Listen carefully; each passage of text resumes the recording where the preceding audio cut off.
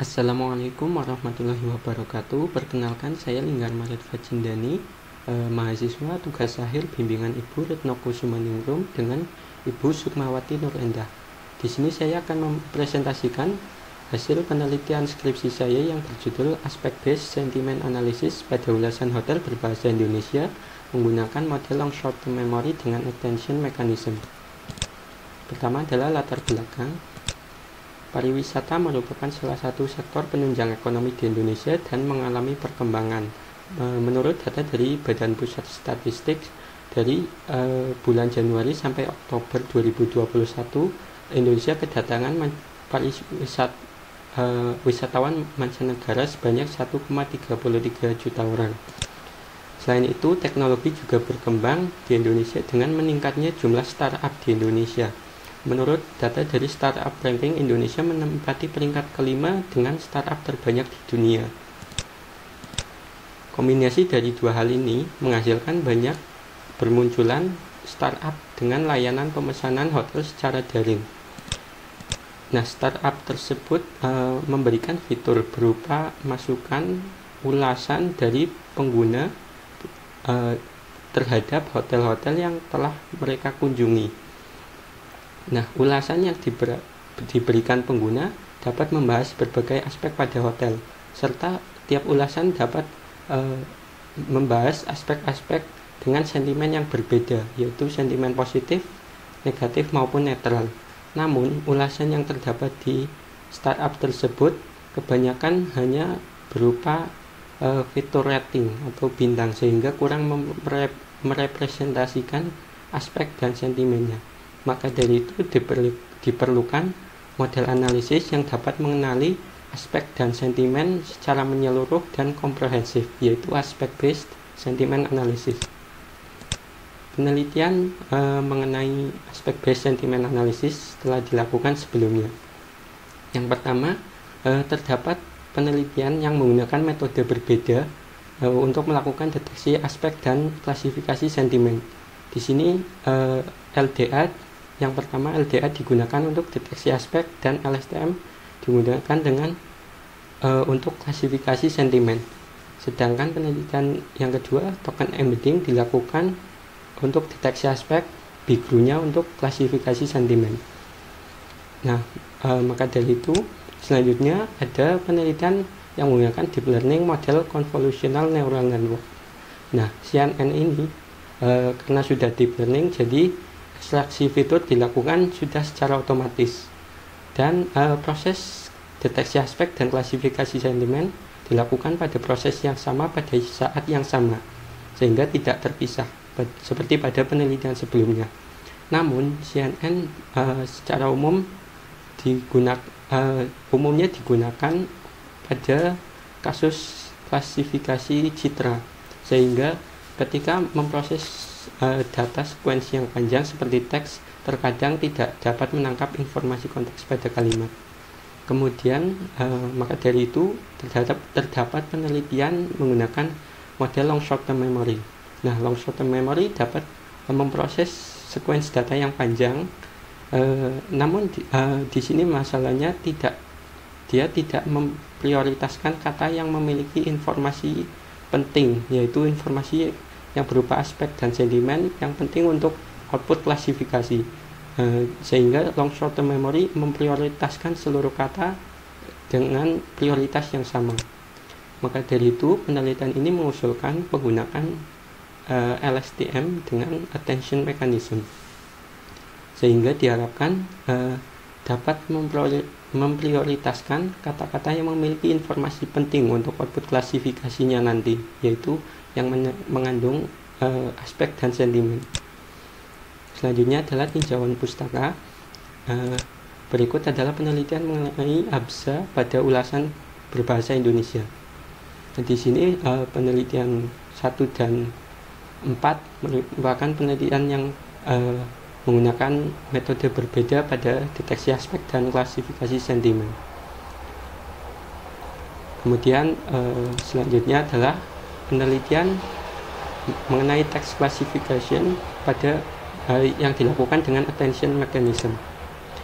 Nah, di sini terlihat bahwa attention mechanism banyak dilakukan atau dikombinasikan dengan arsitektur RNN seperti LSTM. Contohnya pada penelitian 1, 2,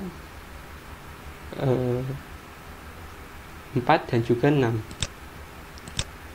Nah, selanjutnya adalah word loop fact. Word loop fact sendiri adalah salah satu jenis word embedding atau representasi vektor yang dapat mewakili kata pada kalimat. Word loop fact sendiri dapat menangkap makna secara sintaks maupun semantik pada kata, sehingga kata-kata yang memiliki makna semantik yang sama nanti pada ruang vektor akan memiliki jarak yang berdekatan. Pelatihannya sendiri dilakukan secara unsupervised dengan korpus kata sebagai vocabulary yang sebagai inputnya. Nah, word loop fact memiliki dua buah arsitektur, yaitu skipgram dan juga SIBO. Namun penelitian ini menggunakan arsitektur skipgram. Nah, arsitektur skipgram sendiri menggunakan kata saat ini atau target word sebagai inputnya, sedangkan kata-kata sebelum dan setelahnya akan digunakan sebagai output atau context word. Nah, panjang kata-kata sebelum dan setelah kata target word ini ditentukan dengan ukuran window size-nya. Nah, berikut adalah arsitektur skipgram. Nah, di sini input dan outputnya berupa one hot encoding sepanjang vocabulary yang digunakan. Selanjutnya adalah long short term memory. LSTM pertama kali diusulkan oleh Oakreiter dan Schmidhuber sebagai salah satu pengembangan RNN. LSTM sendiri dapat mengatasi permasalahan vanishing gradient dengan memperkenalkan konsep memory cells, dan tiap memory cells tersebut memiliki 3 buah unit, yaitu input unit atau 3 buah gate units, yaitu input gate, forget gate, dan output gate. Nah, input dari tiap memory cell sendiri ada 3, yaitu cell state sebelumnya atau CT-1, hidden state sebelumnya atau HT-1, dan juga input vektor saat ini yaitu XT. Keluarnya adalah cell state dan juga hidden state saat ini. Selanjutnya adalah attention mechanism. Attention mechanism bekerja dengan memberikan bobot atau prioritas yang besar pada bagian yang paling penting pada data input dan memberikan prioritas yang kecil kepada bagian yang lain. Attention mechanism sendiri pertama kali diusulkan oleh Bahdanau, pertama kali diusulkan pada kasus mesin translasi, tepatnya neural machine translation. Nah, penelitian ini menggunakan attention mechanism yang diusulkan oleh Ravel dan Ellis karena kasus yang digunakan adalah kasus klasifikasi teks. Berikut adalah arsitekturnya. Jadi dia attention mechanism menerima input berupa hidden states yang dihasilkan pada tahap pada layer sebelumnya, yaitu layer LSTM. Nah, hidden state ini akan diperhitungkan alignment score-nya dengan mengalihkan bobot dan ditambah bias, kemudian dimasukkan ke fungsi aktivasi tanda. Yang selanjutnya dicari konteks vektornya dengan dimasukkan ke fungsi aktivasi softmax. Selanjutnya konteks vektor yang dihasilkan dikalikan dengan hidden state yang awal tadi untuk dilakukan pembobotan. Kemudian hasilnya dijumlahkan sehingga menghasilkan vektor C atau attention vector. Selanjutnya adalah metodologi penelitian. Secara umum terdapat 3 tahapan utama, yaitu data preparation untuk mempersiapkan data, model building untuk membangun, melatih, dan menguji model sehingga menghasilkan model terbaik yang dapat digunakan untuk akses secara real time. Pertama adalah perolehan data. Data yang digunakan 5.200 data yang diperoleh dari 2 sumber, yaitu penelitian dari Muhammad dan Nawangsari sejumlah 2.500 data dan Jayanto 2.700 data. Nah, data-data tersebut didapatkan dengan cara scraping pada website Traveloka.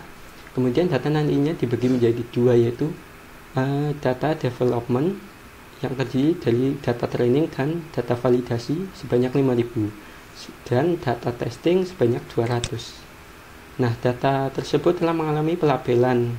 Masing-masing data memiliki 5 aspek dan 3 polaritas sentimen untuk masing-masing aspek. Aspek yang digunakan adalah kamar, makanan, pelayanan, lokasi, dan lain. Sedangkan sentimen yang digunakan adalah positif, negatif, dan juga netral untuk masing-masing aspek, sehingga terdapat 15 ruang biner. Selanjutnya adalah pembersihan data. Data yang digunakan masih berbentuk noisy, yaitu berupa data yang masih mengalami kesalahan pelabelan. Terdapat label yang bernilai 1-1, sedangkan label yang bisa diproses hanya 0 dan 1, sehingga data yang bernilai 1-1 harus diubah antara 0 dan 1, karena 1-1 maka lebih diubah ke 1. Yang kedua adalah missing value. Terdapat kolom label yang masih bernilai kosong, tidak ada nilainya, atau memiliki label none, not a number.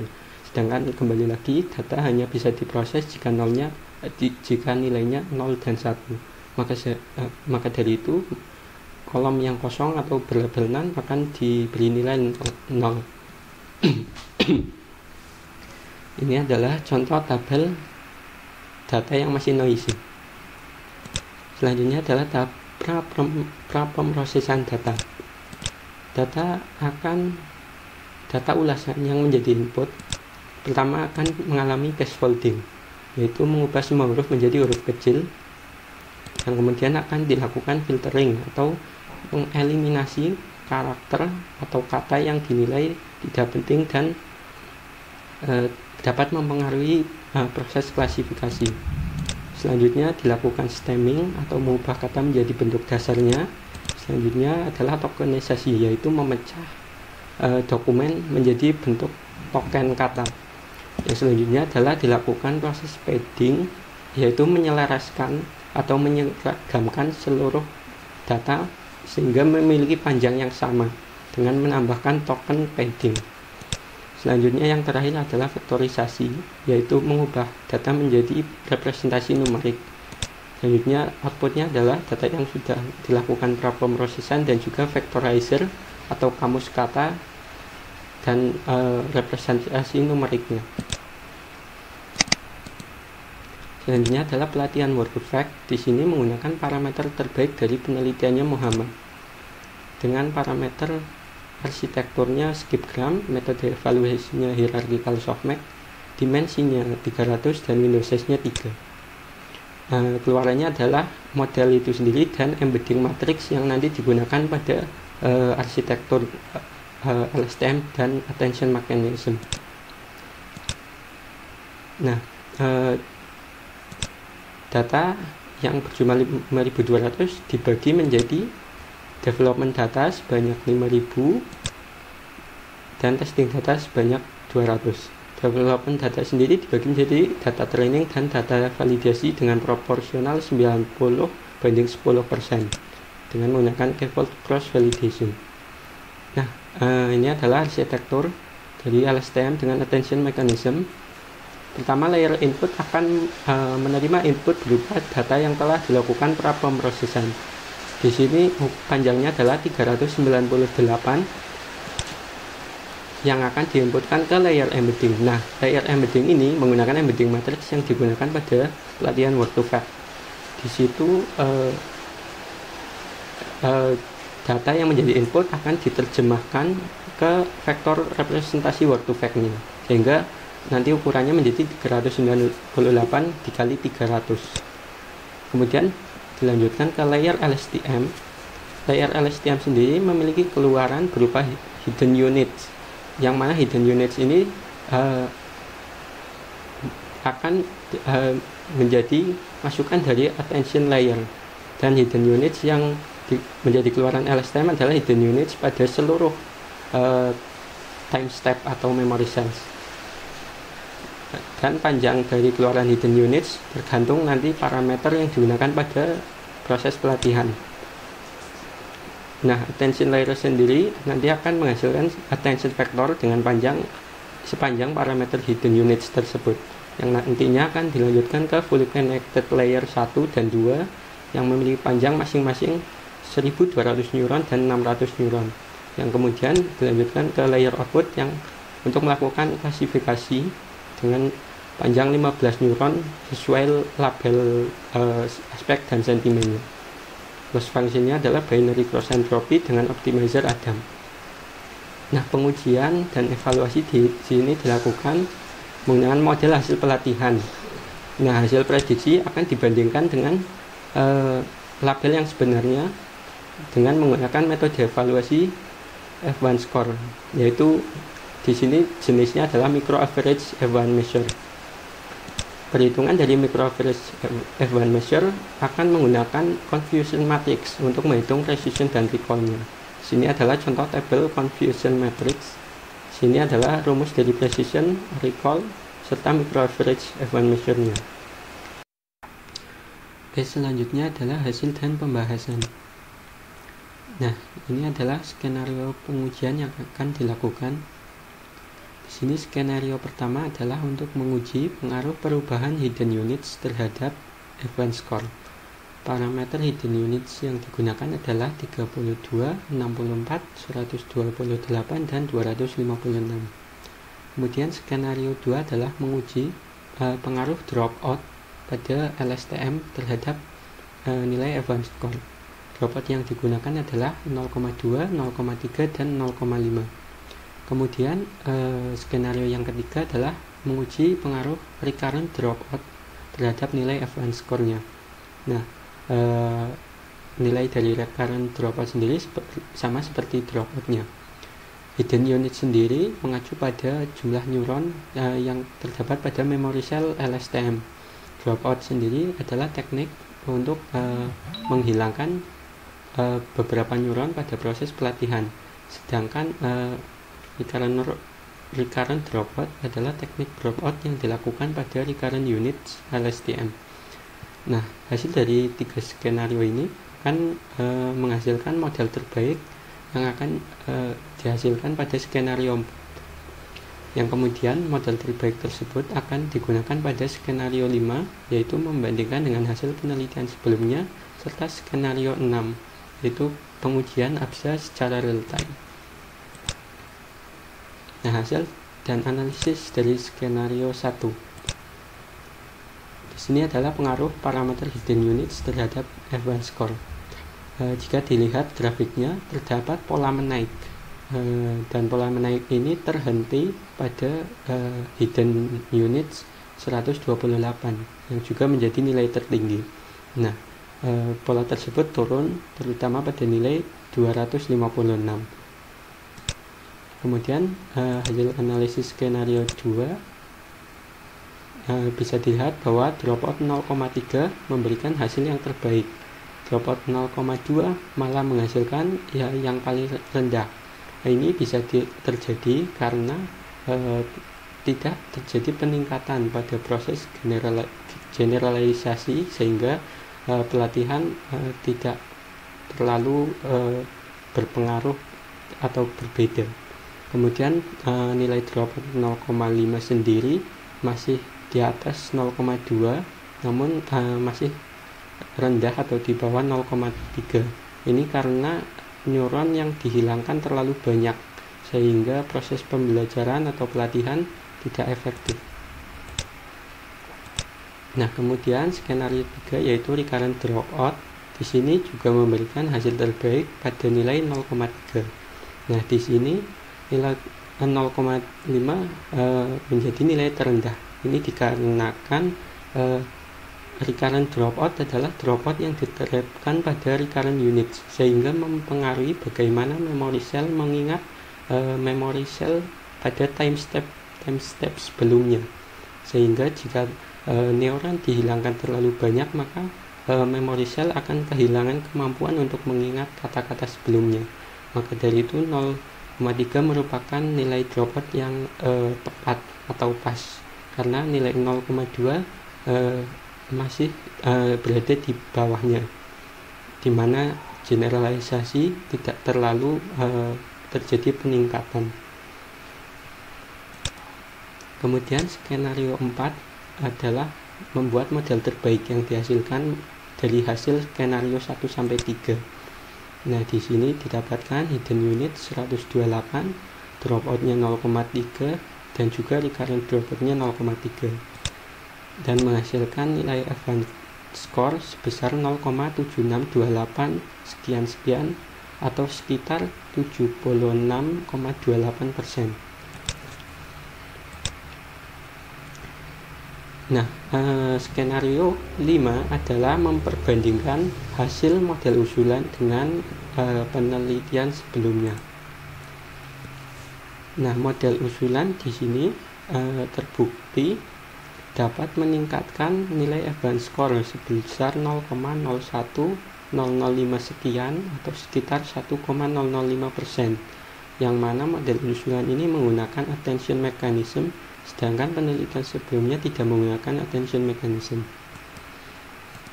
Nah, skenario 6 adalah dilakukannya akses secara real time. Nah, ini dilakukan dengan cara scraping website Traveloka. Di sini menggunakan Hotel Surya Yuda Park Banjarnegara dan didapatkan confusion matrix sebagai berikut serta nilai advance score sebesar 0,8071 sekian. Nah, atau sekitar 80,71%. Selanjutnya adalah kesimpulan dan saran. Kesimpulan, parameter hidden unit dengan nilai 128 menghasilkan nilai advance score terbaik dengan nilai 76,48%. Sedangkan parameter dropout terbaik adalah 0,3 dengan nilai 76,45%. Sedangkan parameter recurrent dropout advance score terbaiknya adalah 0,3 dengan nilai 76,42%. Nah, di sini model terbaik didapatkan dengan hidden unit 128, dropout 0,3 dan recurrent dropout 0,3 dengan advance score-nya adalah 76,28%. Model terbaik ini mengungguli penelitian sebelumnya yang hanya menghasilkan nilai advance score sebesar 0,75 sekian atau 75,28%. Nah, Absces sendiri secara real time menghasilkan nilai advance score sebesar 0,8071 sekian atau 80,71%. Nah, saran untuk penelitian selanjutnya adalah mungkin bisa menggunakan varian LSTM yang lain seperti bidirectional LSTM atau multilayer LSTM, atau menggunakan varian attention yang lain seperti multi-head attention atau multilayer attention. Kemudian juga dapat menggunakan korpus kata yang lebih luas untuk pelatihan word to fact-nya. Selain itu, data-data yang menjadi data pelatihan dapat diperbaiki lagi dengan memperbaiki kesalahan penulisan atau typo, atau kata-kata yang tidak baku atau kata-kata yang tidak sesuai dengan aturan KBBI. Kemudian kata-kata berbahasa asing pada data juga dapat diterjemahkan menjadi bahasa Indonesia untuk meningkatkan kualitas pelatihan. Nah, selanjutnya adalah demo program. Oke, ini adalah tampilan dari website Aspect Based Sentiment Analysis Hotel Indonesia. Nah, di sini ada 3 pilihan untuk melakukan analisis sentimen pada kalimat, atau menggunakan file CSV, atau dari link website Traveloka. Nah, di sini akan saya contohkan menggunakan link website. Nah, di sini ada masukan dari link websitenya. Di sini saya beri contoh menggunakan link dari Hotel Aziza Solo. Kemudian kita klik Analyze, kemudian kita tunggu. Nah, berikut adalah hasil dari sentiment analysis pada Hotel Horizon Aziza Solo. Nah, di sini hasil analisisnya adalah berupa 5 aspek dengan masing-masing persentase sentimennya. Di sini pada aspek makanan dia memiliki persentase sentimen positif sebanyak 75%, sedangkan negatifnya 19,4%, dengan netral paling sedikit yaitu 5,6%. Untuk aspek kamar di sini sangat berimbang, namun positif masih mendominasi sebanyak 54,4%, sedangkan netral dan negatifnya cukup berimbang pada kisaran 20%. Di sini untuk aspek pelayanan dan lokasi, polaritas sentimen positifnya sangat dominan sekali. Bahkan untuk lokasi 98,3% adalah sentimen positif. Kemudian pada aspek lain positif masih mendominasi, namun di sini negatifnya cukup besar, yaitu 22%. Nah, di sini kita dapat melihat review atau ulasan dari masing-masing aspek. Tentunya di sini pada aspek makanan. Nah, di sini kita lihat bersih, sarapan enak. Jadi di sini jika ada suatu ulasan membahas aspek makanan, maka akan dimasukkan pada aspek makanan. Nah, di sini diprediksi makanan positif, sarapan enak dan variatif. Ini juga makanan enak dan variatif, maka makanan positif. Di sini ada beberapa ulasan yang panjang. Nah, selain itu kita juga dapat melihat full reviews atau semua ulasan yang sudah dilakukan analisis sentimen. Nah, di sini total terdapat 192 ulasan dan keseluruhannya dapat di-download dengan sebagai file PDF.